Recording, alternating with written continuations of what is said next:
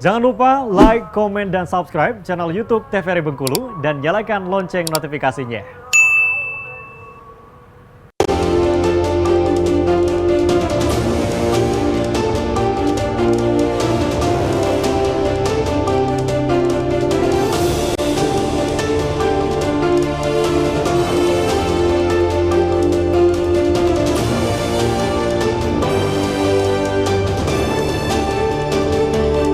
Baik, terima kasih pemirsa masih bersama kami di Berendut TVRI Bengkulu untuk edisi hari ini tentunya dengan tema kita yaitu mengenai prospek keahlian insinyur dengan narasumber kita yang pertama ada Bapak Profesor Dr. Insinyur Yulfi Ferius MSI selaku Rektor Unihas dan juga ada Bapak Dr. Insinyur M. Rohman STSHMH. Cukup sampai sini nggak Bapak ya Pak? Siap. Capean. Panjang banget soalnya ya kan. Ada lagi ngikut lagi Selaku Ketua PII Bengkulu nih. Nah, kita kembali berbincang dengan Pak M. Rohman dulu nih ya selaku Ketua PPI Bengkulu. Nah kalau udah jadi seorang insinyur nih Pak, nah kalau pekerjaannya itu kita bisa ngambil apa sih? Nah kalau perawat nih kan kalau biasanya kalau perawat kalau dokter itu udah tugasnya udah tahu nih di rumah sakit ya kan. Nah kalau seorang insinyur nih misalnya itu kerjaannya atau ngelamar kerjaannya di mana nih Pak? Ya baik.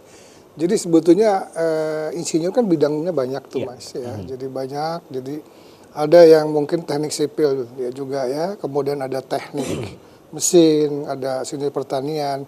Intinya begini Mas, kalau kita keahlian keprofesian, intinya bahwa insinyur itu kan tambahan daripada sarjana teknik. Iya. Ya, jadi sebetulnya pemerintah itu mensetarakan pendidikan kita itu dengan luar negeri. Nah teknik sipil kita ini baru ke 4 tahun. Nah makanya yang reguler itu juga melanjut untuk izin kepraktekan.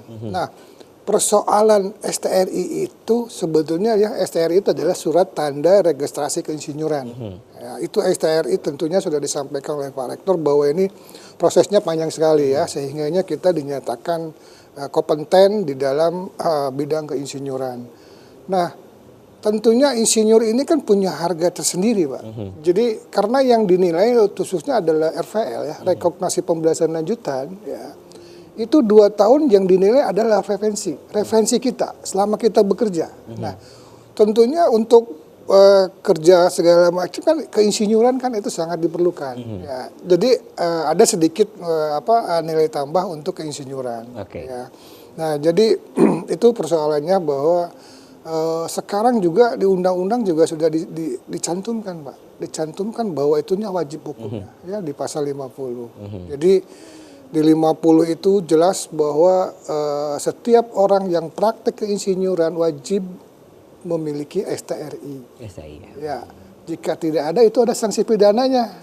Mas. Jadi sanksi pidananya adalah 2 tahun ya, kemudian dendanya 200 juta. Wow. Ini setiap orang ya, setiap orang.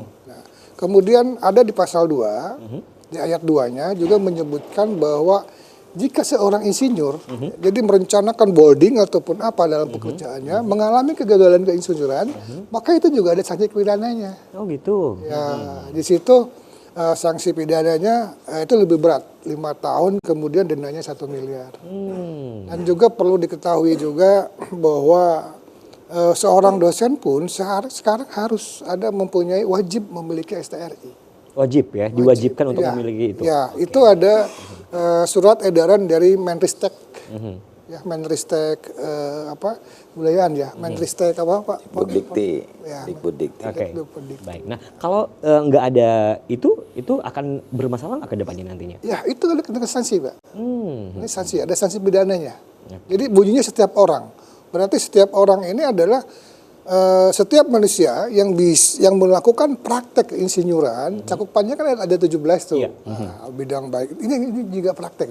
Jika berpraktek. Nah, itu harus memiliki praktek izin daripada keinsinyuran tersebut. Oke, gitu. Memang harus diwajibkan ya, Pak ya. Nah, kalau udah memiliki itu apakah akan ada penghasilan tambahan atau seperti apa? Oh, jelas, Pak. Jelas. Karena kan berbeda ya seorang sarjana teknik yang baru lurus dengan keinsinyuran. Ya tentunya insinyur itu kan isinya di dalam pembelajaran itu 40% itu 40% kode etik, 60 itu magang, Pak. Oke. Selama 2 tahun.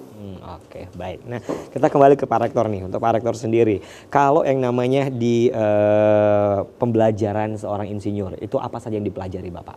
Ya, jadi kalau dia pembelajaran itu kan tergantung bidang ilmu yang dia ambil apa. Ya, kalau dia jurusan sipil tentu dia banyak kepada perencanaan-perencanaannya. Kalau Susah si nggak sih Pak teknik untuk menjadi seorang insinyur?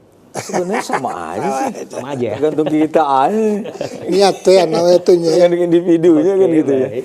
Jadi sebenarnya kan seperti yang disampaikan Pak Rohman tadi untuk dosen. Dosen itu juga samping itu kan ada yang namanya sertifikasi dosen. Sertifikasi. Itu dosen itu harus meneliti, harus melaksanakan pengajaran dan pengabdian. Nah, pengabdiannya ini kan dia akan melakukan pengabdian nih. Kalau seandainya dia nanti diminta oleh suatu perusahaan, Iya. ya tolong ini ada permasalahan sebagai saksi ahli misalnya, gitu ya. Tahu-tahu dia tidak punya surat surat tanda registrasi insinyurnya nggak punya. Nah ini kan makanya itu sangat penting.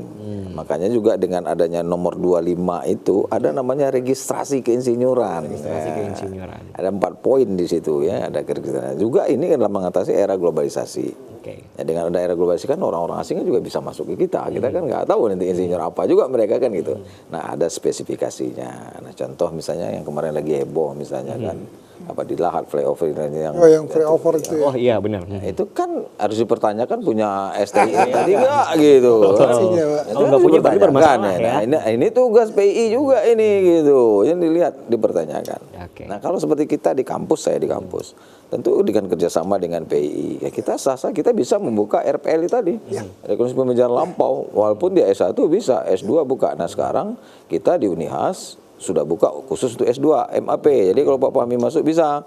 Selama Pak Fahmi bekerja itu nanti dikonversi apa segala macam masuk silakan.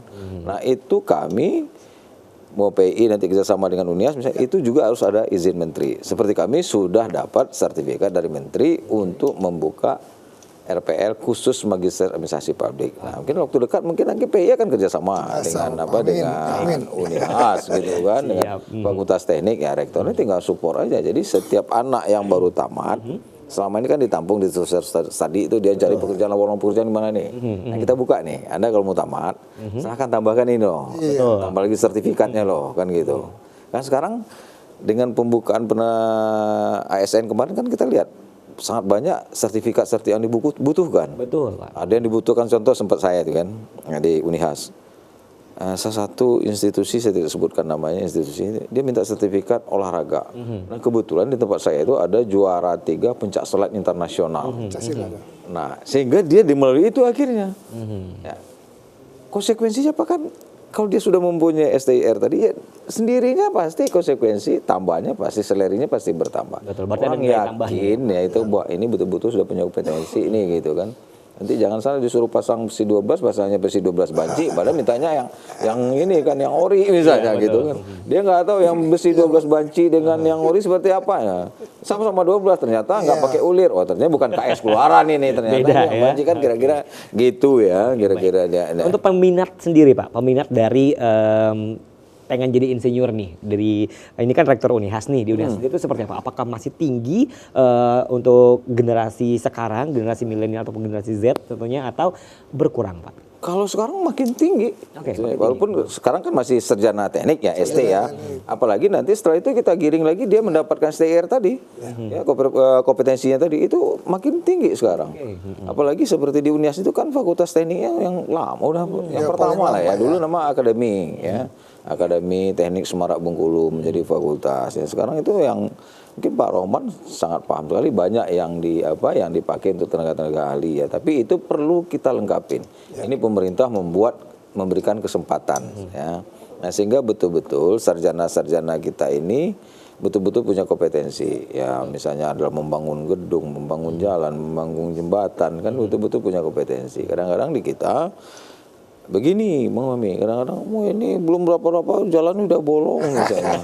Disalahin mobilnya, bukan mobilnya yang salah. Mobil itu berkembang terus. Insinyurnya yang salah ya. Ya, jadi jalannya yang harus kita kuatkan. Baik. Nah, itu harus butuh insinyur-insinyur. Karena keinsinyuran itu salah satu bunyi daripada 25 diminta kejujuran, kesiapan dan ketakwaannya. Itu salah satu ya daripada yang PP nomor 25 itu. Salah satu poin 1 tuh bukan kepintaran tapi ketakwaannya dulu itu ya. Nah, itu tadi yang saya katakan tadi. Jadi kalau sekarang kita kan banyak nyalakan kendaraan, enggak. Kalau saya melihat ini bukan salah kendaraan. Nggak mungkin dulu roda mobil 4, sekarang udah 6, ada 8, 12 ya jalannya yang dikuatin. Ngapain dia disalahin mobilnya kan gitu. Baik, saya tahan dulu Pak, kita akan jeda iklan lagi tentunya. Baik pemirsa, kita akan jeda iklan terlebih dahulu, tetap bersama kami di Berndo TVRI Bengkulu.